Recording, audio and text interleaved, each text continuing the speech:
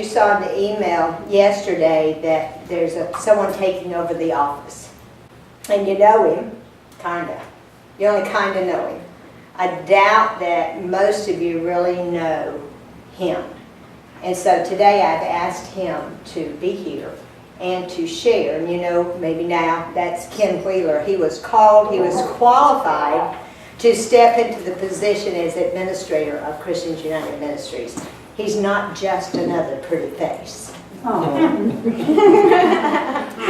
So what I have asked Ken to do is I have asked Ken to brag on himself. I want you to know why. Now Ken started with the ministry in different ways in 2015, going through Crossing to Freedom class and growing and learning. And then it was December of 2016 that, no, you came into 2016, was it December as admin? December of 2016, he took the position as administrator to Christians United Ministries. So this time he's kind of been learning who you are, getting to know you. Many of you have had meetings with him where he's just kind of figure out who you are so you know who he is. In some ways you know, but why is Ken Wheeler called, gifted, talented, and able to run this ministry? I'm not going anywhere. I'll still be in the office, but I'm releasing so much that I'm going to be doing the things that I want to do, and I'll mention that later. But right now, I want you to know why he's qualified.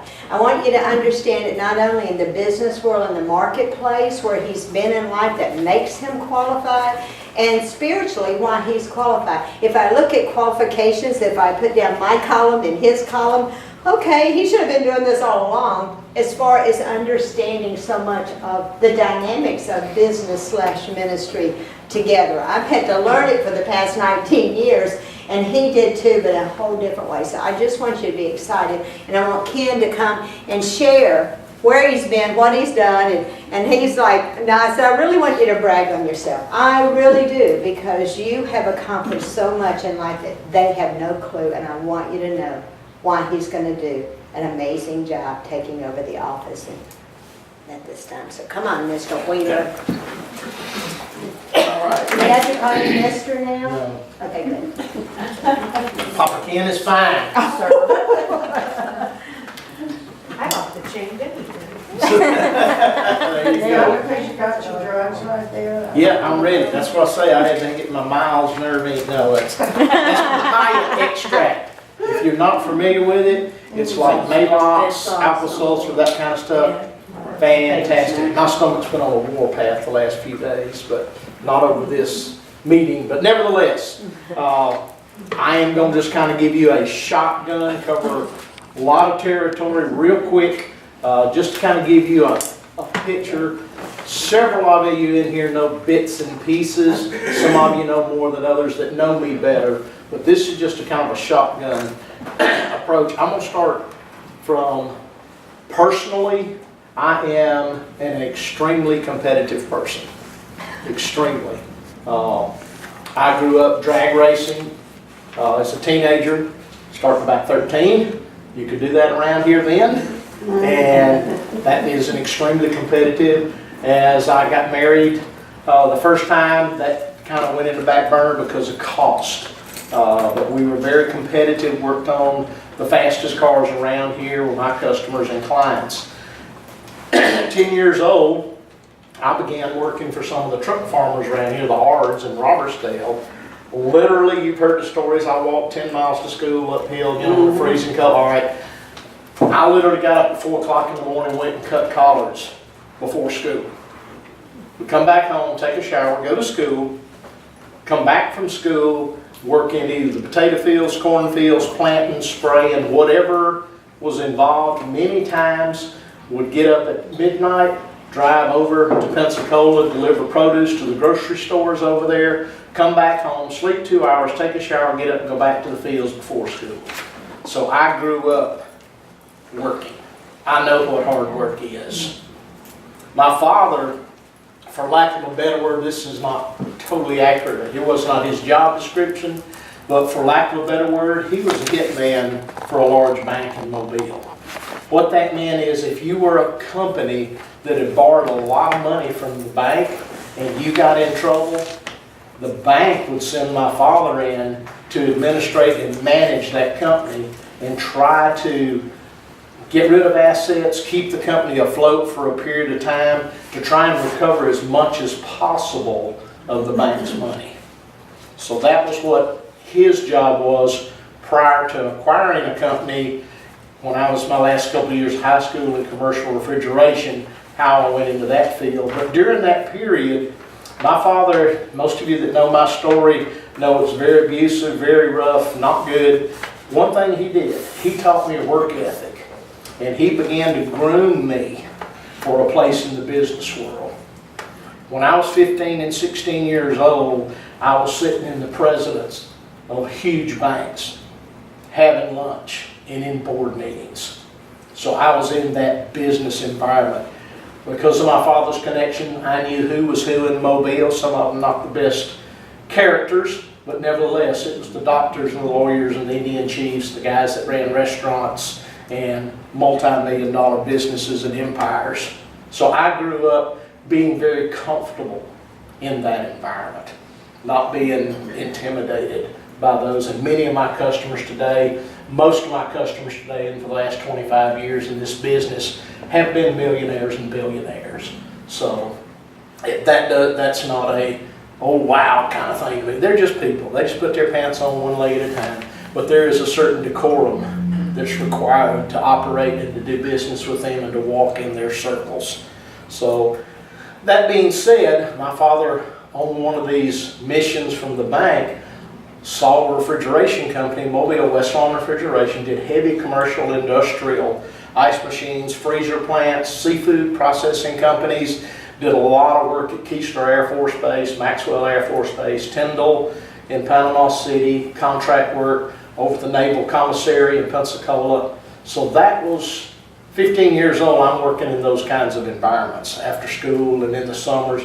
When I graduated from high school, my graduation present was a service truck, fully equipped. I remember Jan talked about working at Sears, walking into Sears, downtown Pensacola, when I graduated and buying 3 shopping baskets full of tools. It was $300 and change, and bought tools there and equipped the truck. As soon as I graduated and went to work. That was in '69. In fall of that year, CUMI hit the Gulf Coast. Those of you that remember CUMI, it was a Katrina kind of thing. We spent 2 years in Biloxi and Biola Battery repairing the commissary over there. We were over the ice machines, all the refrigeration in the kitchen, the commissaries, multiple seafood processing plants in Bon Secours, places that ship product all over the world, some of the largest seafood companies in the world. We were responsible for their refrigeration. So I spent years with getting phone calls at 2 o'clock in the morning, getting up and driving to Biloxi or Biola Battery at 17, 18 years old. So understand about pressure. You know, the guy's got $5 million worth of shrimp in his freezer and calls you, get up, tell him I'll be there at 8 o'clock. You get up and go. So grew up with that kind of discipline. Like I said, I was very competitive. I shot for a period of time, bench rest, extreme accuracy competition, which is rifle stuff. I shot with the best in the world, and I shot in the top 100 with those guys. So, and I'm not bragging on myself, I'm just telling you that's how I'm wired. Our business today, the automobile restoration business, we do very, very high-end stuff. We have been in just about every hot rod magazine. We've been on TV 7 times. We've been invited to build in these competitive build-offs that were real popular on the Discovery Channel 5 or 6, 7 years ago. All the guys that you see on TV, or at least back then, when the motorcycle deal was going, everybody know Orange County Choppers and Jesse James and all that stuff. I know all those guys. Jesse James and I went to the same metal school together up in New England. So that's the circles that we operate in here in little bitty Foley, Alabama, with a shop in the backyard. That's where we operate. That's just kind of who I am. If I'm going to do something, I want to do it with excellence. I want to do it as good as anybody on the planet. That's just the way I'm wired. That being said, back to career. Hey, Erica. After my father died when I was 21. At that time, we had a staff of salesmen, service guys. I just didn't feel like at my age I was going to get the respect to be able to hold that business together and operate it. So closed that business down. I worked for huge companies for several years doing commercial industrial refrigeration.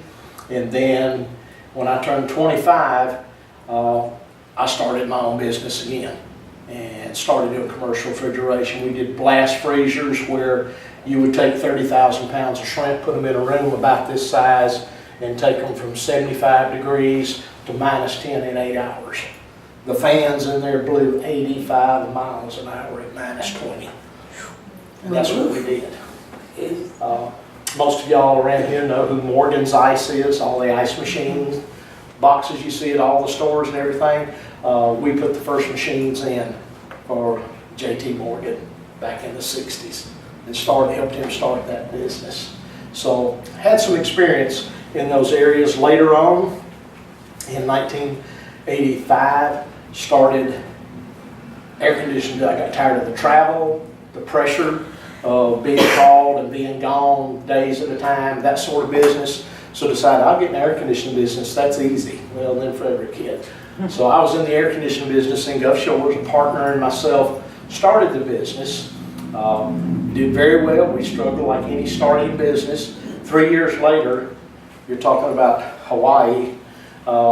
We immediately, the very first year we were in business, we started winning promotional trips. If you sell enough boxes of air conditioners, you get to go to Las Vegas. Judy and I went. You get to go to the Caribbean on a cruise. Of course, she got to run from a hurricane all week in a boat. But My first cruise. yeah, that was her first cruise. I've never been on one. I let her and one of her girlfriends from New York go, and they literally ran from a storm and hid all week behind islands. Yes. So glad I missed that one. The second year, the trip was to Hawaii. Well, that was my partner's year to go.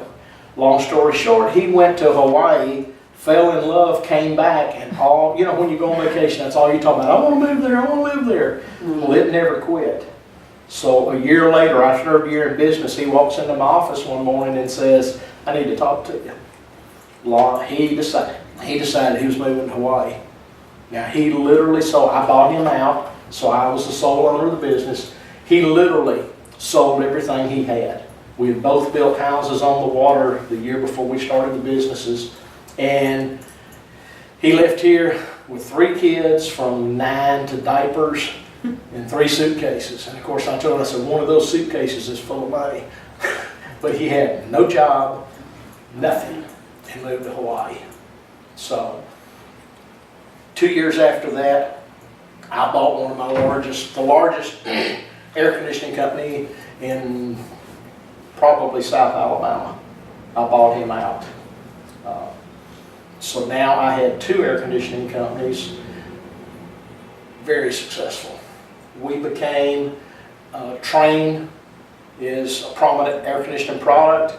We became, the very first year I owned both companies, we became a top 10 dealer in this district, which is all of Alabama and Northwest Florida. Top 10 in Gulf Shores. And this was in the 80s. It's not like Gulf Shores now. This was when a condo was 3 stories. And so we were very successful. The Lord blessed us, et cetera, et cetera. Time moves along. We sold those businesses in '94.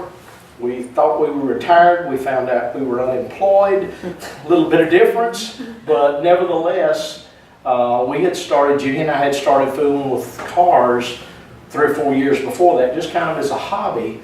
And we decided that we would buy cars, restore them, and sell them, you know, and hopefully make a little money. Because after all, we're retired, yeah, right, 44 years old. Way too early, but that's another story.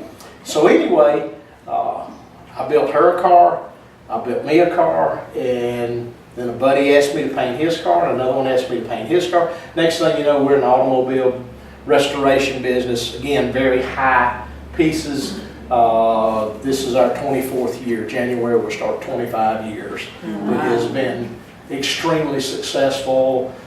A lot of notoriety. We've done, our customers are the rocket science guys from Huntsville, business owners, real estate developers, large real estate developers, on and on and on and on. Again, millionaires and billionaires are who our clients normally are.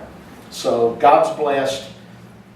On a spiritual front, and there's a lot more.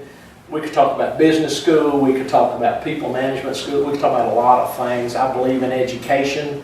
I spent a lot of time in school getting up to speed. I feel like I cannot make up for somebody that's got 20 years experience, but there's a lot of guys that's been doing it 20 years and they've got 1 year's experience 20 times. I can go to school and catch up with them pretty quick. So that's kind of been my mantra. I believe in education. We're having as you know, continuing education. Brandy is over here for our CPMs. We are going to educate, and we're going to be talking about some exciting stuff coming up later on in the meeting today. Spiritually speaking, did not grow up in church. Probably hadn't been to church 10 times by the time I left home. However, in 1925, when I was 25, in 1975, early 1975, I was just checking to see if y'all were listening. 1975, prior to coming to know the Lord, I was in a rock band. I was working a full-time commercial refrigeration job in a rock band. Drugs, alcohol, craziness, everything that goes with it. So every weekend, we did a lot of conventions, parties, events. We did a little club stuff, but mostly big events. It would be get home from work, load up the trailer, go somewhere, set up, do your gig, and come back home and get in at 3 and 4 and 5 o'clock in the morning. So doing these conferences is familiar. Going and hauling stuff and setting it up and doing your gig and coming back. That's not new.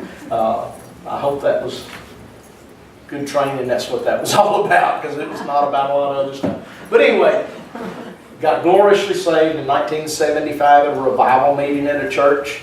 2 weeks later, was at a Bible conference in Milldale, Louisiana, near Hammond. God called me to preach. Got very involved at the church I was saved in. Started out teaching Sunday school. Now keep in mind, I was 25 years old. I hate to use the word hated, but if you ask me, there's 2 things I hate and despise and have no use for. It's unruly kids and unruly animals.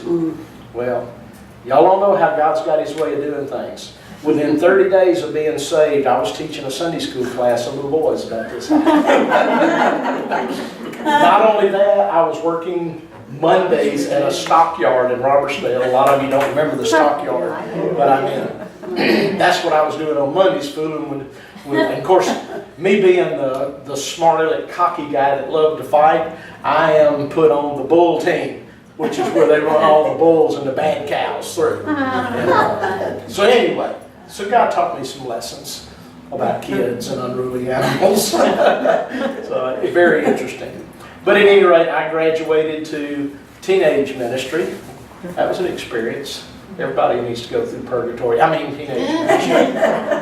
So then, later on, became assistant pastor there, served in that position for a number of years, teaching, preaching, ministering, care team, visiting folks at the hospital, just all the stuff that entails. During that time, I was asked to come and preach some youth camp revivals and teachings and that sort of thing in West Virginia, here locally in Alabama. And then eventually, God saw fit, or I saw fit, I'm not sure which, even to this day, of accepting the pastorate at a church. Probably the biggest learning experience of my life. But at any rate, eventually that led to a divorce and a long time away from God. So what was looking pretty good, I did a pretty good job of messing up. Fast forward a number of years, walk into Liberty Blue Angel through some circumstances God orchestrated. I had remarried. Judy and I, we've been married 35 years this year. And she's had 6 months of glorious marriage, thanks to me. But at any rate, at Blue Angel, we had the opportunity to work on the video team, running cameras, and wondered what that training was all about. Had no idea, never fooled with it before. Had the opportunity to lead a number of small groups, kind of deeper subjects, the Truth Project. Awesome small group, you get an opportunity, it's 12 weeks. It's heavy, it's like crossing the freedom, it's heavy stuff. Good stuff. Men's ministry, involved in that. Lord moved us to Foley Liberty. We were there, we were involved again in men's ministry with Brian during some of that time. Had some men's meetings, small groups, different things. God kind of blessed during the season there of that stuff. Had a chance to work with Lee West, again, pastoral care kind of thing. Had an opportunity to preach a number of occasions, different venues. During that time, we had a class that Lee had designed called, what was the name of that thing? MIT, Ministers in Training. And that's where they would take people that they felt like God had a call on their life and would groom them in the liberty traditions and foundations and so on and so forth and in ministry. During that, there's a list of criteria, things you need to do, books you need to read, and so on and so forth. The last thing to graduate, so to speak, from that is you've got to take a mission trip. I went on a mission trip to Mexico for one reason. I had to have that to get my ticket punched. Well, when I got down to Mexico, God cleaned my clock and got a hold of me, and I saw things, missions, a whole different way. A couple of years later, had an opportunity to go on a mission trip to Russia with Lee, and most of y'all know Becky Durr. While I was there, just prior to that, I had come through the first session of Crossing the Freedom with Jan. She was doing Crossing the Freedom and Biblical Foundations, I think 6-week keys or 2 different nights or something, I don't recall. But I had been in and out of class because of all the other things I was involved in. But the one class I needed, God worked it out where I was there the whole time, and it rocked my world. 6 months later, I find myself in Russia. I've become acquainted with Becky, find out more about these teachings and how it works in the ministry of healing others and inner healing. I call it internal medicine, is what I call it. It's, y'all know that, it's deep stuff. And so she's telling me more about this. I'm watching her put it into practice that week. And God really spoke to my heart. Without going to all the details, the last night we were there, I was fixing to address all of the leaders, probably 40 ladies and men from rehab centers, the different satellite churches, and I saw the fruit of what happened in Becky's ministry to the secretary of the church, and God spoke to my heart and said, I want you to take this to men. So as soon as I got back, I met with JP, and of course Lee knew about it from there. He said, you need to get with Jan. Now I'd been through a class, but I really hadn't plugged in. Met with JP, he said the same thing. 2 days later, Jan and I had lunch that afternoon. I came by and got my books to start my CPM training. Just that quick. And then went through the first class, did my one-on-one with Linda Bolton in Tennessee, and spent some time with Jan. So anyway, that's how I got involved in the CPM program and then Crossing to Freedom. The summer after being in Russia, almost a year later, was at Church of His Presence for a meeting, Dutch Sheets. Some of y'all know who that is. And in his speaking, the Lord spoke to me about really digging in and getting involved here at CUMI. Again, the next morning I met with Jan and told her what the Lord had said to me. And so here we go. And then some 6 or 8 months later, we're sitting in a Friday morning team meeting. I think it was the second one I'd even been to. And we went around the room sharing experiences, and I gave a 2-minute version of what you just heard 20 minutes of. And he glad says, we need to talk. And so afterwards she shared, would you like to come on and help me as administrator for a period of time and see where it goes? Well, I think 2 weeks later I was asked to be administrator or something like that. It's pretty quick. So, at any rate, that's my story, and I'm sticking to it. Amen. All right, thank you.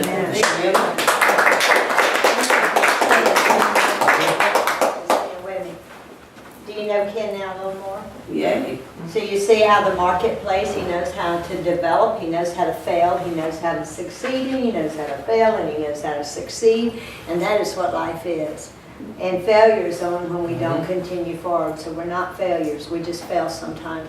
And so having that, then that helps us then as we strive to go forward and be successful, and that's who Ken Wheeler and Judy Wheeler are. That's who they are, because they are a team together, and I'm just excited.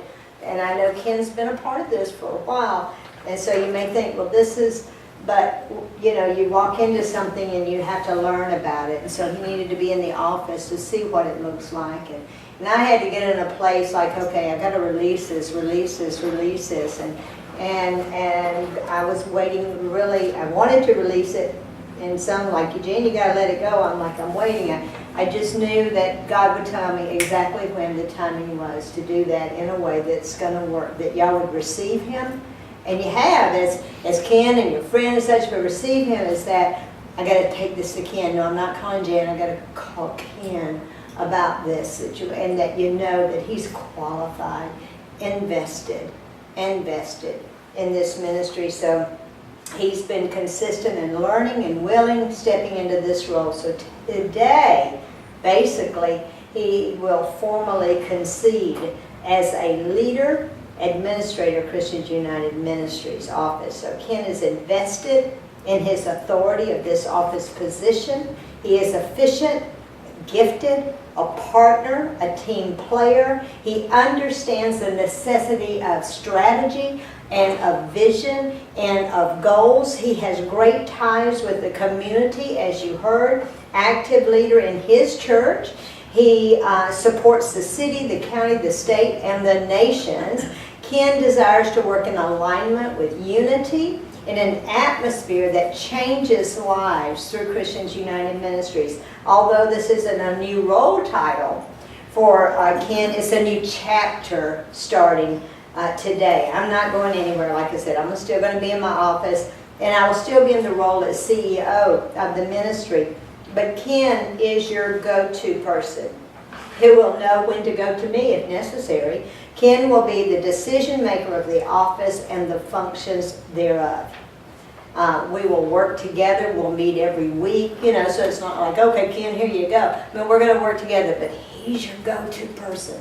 And I'll be seeing Liberty clients on Monday, as I have been, available for you as a team to come and to, I want to pray with you, I want to encourage you, I want to mentor you. So that's to be the rest of my time is making time for us to connect, investing in your life. You'll be investing in my life, and we together will be investing in God's kingdom. So I want to be available to you. We will also, I'm going to work more on, you've heard it before, but studying, learning, expanding resources, writing curriculum among the travel, teaching, and ministry times led by the Lord.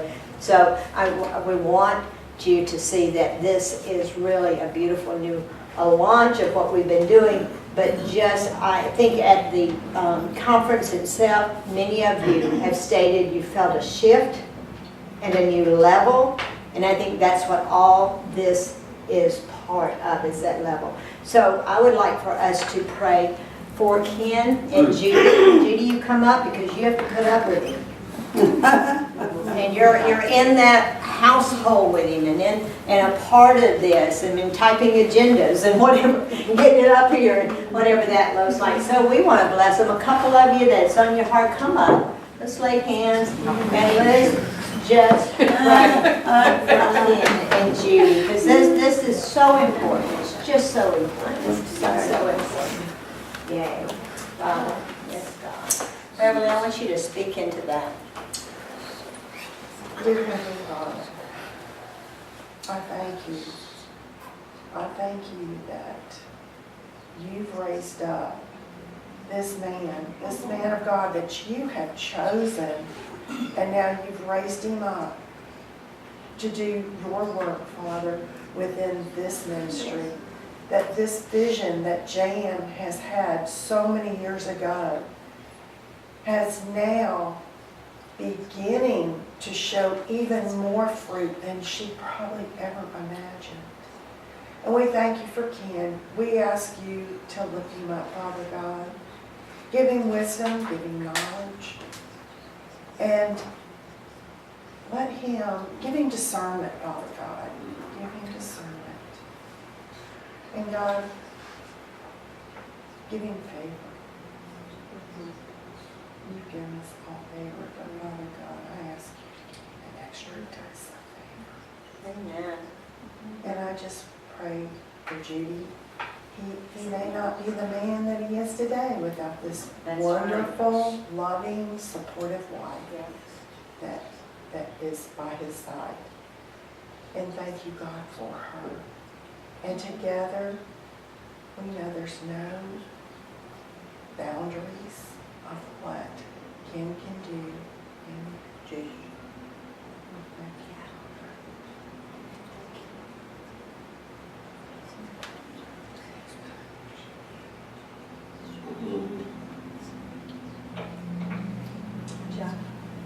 Father God, I'm so grateful for just standing in this room amongst all these people here. And each and every one of us have had our journey, and each and every one of us, by no coincidence, stand here today and pray over this man and this woman.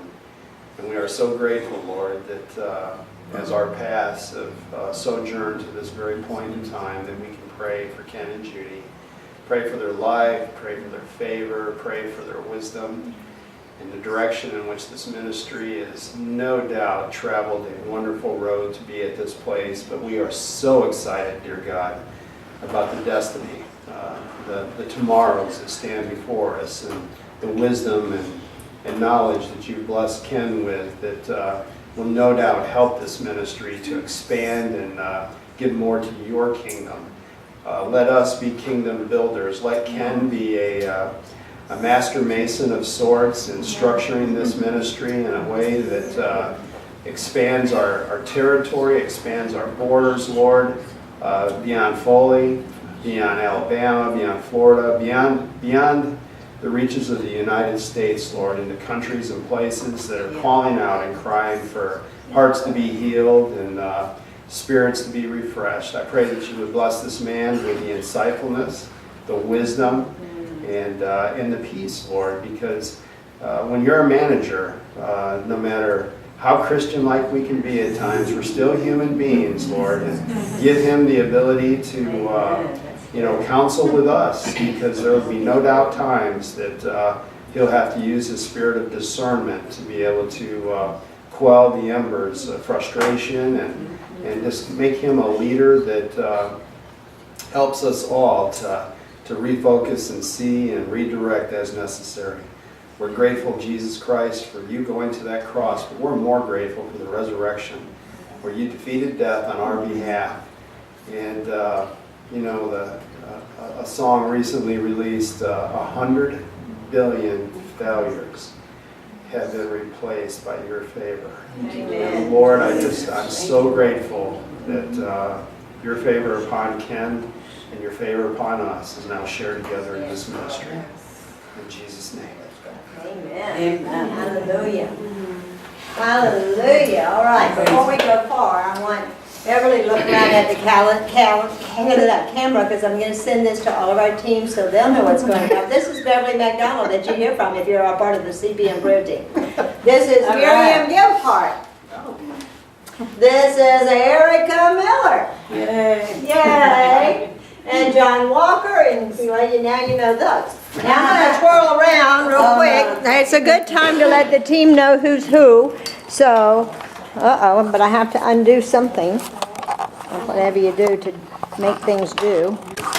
All right, Miss Rena, raise your hand. There's Rena Wicks. And there is Kelly Meeker. And there's my mama, Twinette, or Nana. This is Miss Eileen. She's going to be telling us more about the Guatemala trip that y'all have been hearing of. And then Twyla Crawford. Twyla's in the office, logistics, a CPM as well. And then Brandy Adenfield. And then, oh, sorry y'all, I just went up and showed you the ceiling. I'm carrying a tripod around. And there's Terry, raise your hand. All right, Beverly, Judy. Okay, we're good. That's who's here today. Bless you all. Adios.